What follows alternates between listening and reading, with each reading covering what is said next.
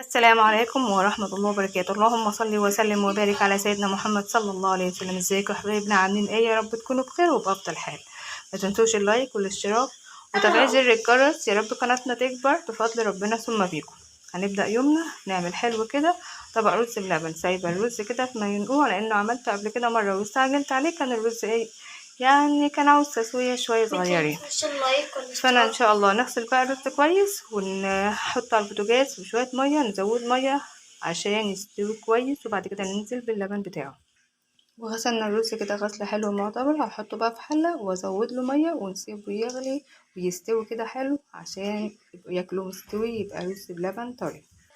زودت له ميه، نسيبه بقى ونعلق عليه. دي طبعا قبل ما اعمل الغدا انا كنت صحيت، روقت مطبخي وروقت حوضي وعملت لهم الفطار وكل حاجه. قلت انام شويه معرفتش، قلت بقى نقوم نعمل طبقين رز بلبن وبعد كده نعمل الغدا.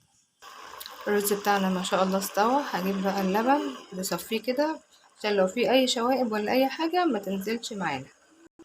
وهنا نقيت الرز، كنت لسه كانوا دول في الحوض بس يعني ايه غسلتهم، وقلت بقى لما اخلص ونعمل الحوض كويس عشان الغدا. يعني الساعة بقت خلاص 12 وهما بيتغدوا بعد الظهر عشان لو حد وراه حاجة الرز اللي احنا هناكله. سايباه في المية عشان لو في اي حصوة تبوش. نجيب بقى المصفى بتاعتنا، هنجيب المصفى دي ونصفي بقى اللبن عشان لو اللبن فيه اي شوائب. شايفين قد اللي طلع من اللبن عشان بيبقى فيه شوائب ولا فيه حاجة من طبعا المواشي وكده. نغسل بقى دول ونظبط الحوض بتاعنا. هسيبه شوية واقوم حاطة السكر واقلب احط النشا يعني مع بعض خطوة خطوة. ننزل بقى بالسكر، والسكر ده بيبقى على حسب رغبتك انت. هنقلبه وندوقه، لو احتاج حاجة هحط. وعشان رز بلبن يبقى كريمة كده جبنا النشا وجبنا كريم شانتيه وجبنا كيسين فانيليا حلوين. وهنا حطيت 7 معالق نشا، معلقة هرمية معلقة كبيرة كده، و4 معالق كريم شانتيه، ولسه هفتح بقى الاتنين الفانيليا بحطه برضو هنا وهقلبه. وهنا بقى دوبت النشا كده مع الكريم شانتيه مع الفانيليا. طبعا اللبن بتحط له معلقه قشطه لو عندك، لو اللبن جاي بخيره. هو اللبن ما شاء الله جاي بخيره كده بقشطته بالوش بتاعه، يعني كان لسه جاي صابح، فانا قلت اما استغله واعمل لهم كوبايه طبقين رز بلبن كده يعني منه فيه الحمد لله. لو عاوزه حط قشطه، انا عندي معلقتين قشطه كده في التلاجة سايباهم، نعمل فطيره ان شاء الله هوريها لكم مع بعض. هنعملها هتبقى مفاجاه. مستنيه اللبن يغلى كده، لما يجي يفور كده تقومي نازله عليه بالخليط اللي انت عملتيه اللي هو النشا. على ما عندكيش كريم شانتيه ست مش مشكله، وايد تقلب وايد تصب. محضره كده 2 4 6 7، هدول هيدخلوا الفرن يعملوا وش كده زي الرز المعمر زي ما احنا بنعمل. هو اللبن هنا بيغلى خالص، انا كنت هو غلي وانا بقلب فيه، عاوزاه يبقى يعني يغلى ويبقى كويس خالص ما فيهوش اي حاجه. هو ما شاء الله هو يعني خلاص قرب يغلى. ننزل بقى بالخليط بتاعنا. طبعا نسيب التليفون عشان اعرف اشتغل. شايفين اهو، وانا برضو يعني هخلص هحط واقوم مقلبه عشان يجي كله في بعض ان شاء الله. نقلبه بقى. فرغت كده 3 هنا هما، واحد اهوت هدخلهم تحت الشواية، مشغلاها تحت شواية الفرن البوتاجاز كده. عملت شوية وحطيت 3 في الفرن، وحطيت الحلة بقى فيها مية عشان نغسلها هي كمان. بقول البوتاج احمره لكم كله ولا اسيبه كده؟ قال لي لا حمري كله. فانا هتحمر الاطباق اللي تنفع تدخل الفرن، والاطباق اللي ما تنفعش تدخل الفرن هسيبها لكم. وطبعا كالعادة اللي انتم متعودين عليها معايا، ان الحاجة بتبقى بتتعمل وانا بعمل حواليا. جبت بقى الطماطم من الحتة اللي مش حلوة حطيتها، هحطها في اكل الطيور، وجبت الكوبايات اللي كانوا بيشربوا فيها شاي، وهنغسل الرز. وطلعت كيس بسلة من الفريزر عشان هنعمل طبقين رز بشعرية وطبق بسلة.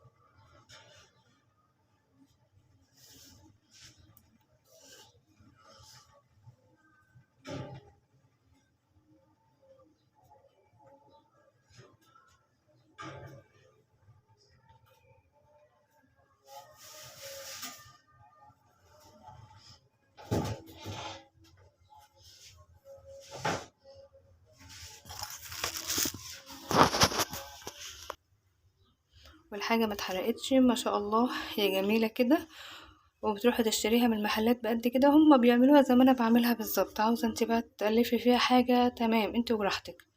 وعلى ما اللي في الفرن يتحمر وشه هو كمان، جبت بصلاية كده نحط حتة سمنة نحمرها حاجة بسيطة، وننزل بالطماطم اللي احنا ضربناها في الخلاط. خليت ريتاش تقلبه، مش عاوزة احمره طبعا. هنزل بقى في عصير الطماطم بتاعنا.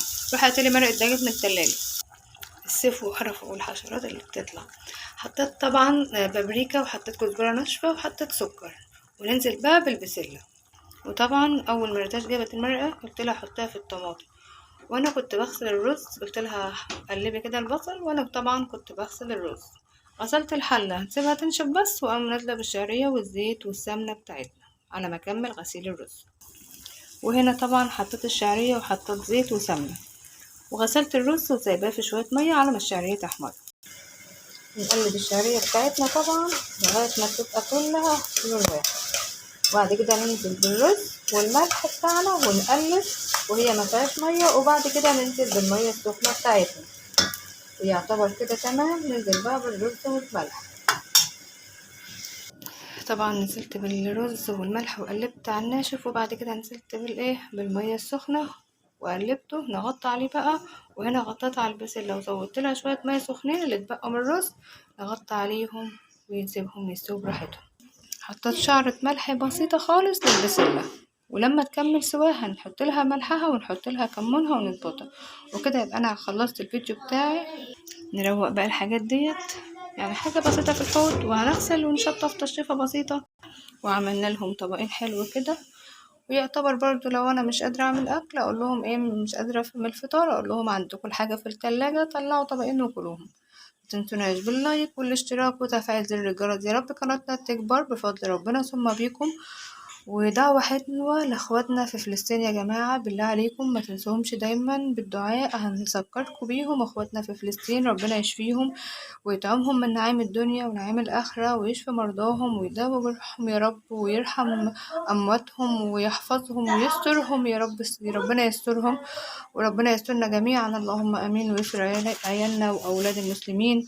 اللهم استرنا فوق الارض وتحت الارض يوم العرض عليك. اللهم اشفي كل مريض، اللهم امين يا رب العالمين. دعوة حلوة منكم لينا وليكم منا بالمثل. اللهم صل وسلم وبارك على سيدنا محمد صلى الله عليه وسلم. انزلوا تحت في التعليقات صلوا على الحبيب عليه افضل الصلاة والسلام. ربنا يفك يا رب هم كل مهموم. لايكات يا جماعة والاشتراكات، ربنا يكبر بخاطركم زي ما تكبروا بخاطرنا وتكونوا سبب في تكبيرنا. والسلام عليكم ورحمة الله. ربنا يجعل أيامكم كلها حبيب.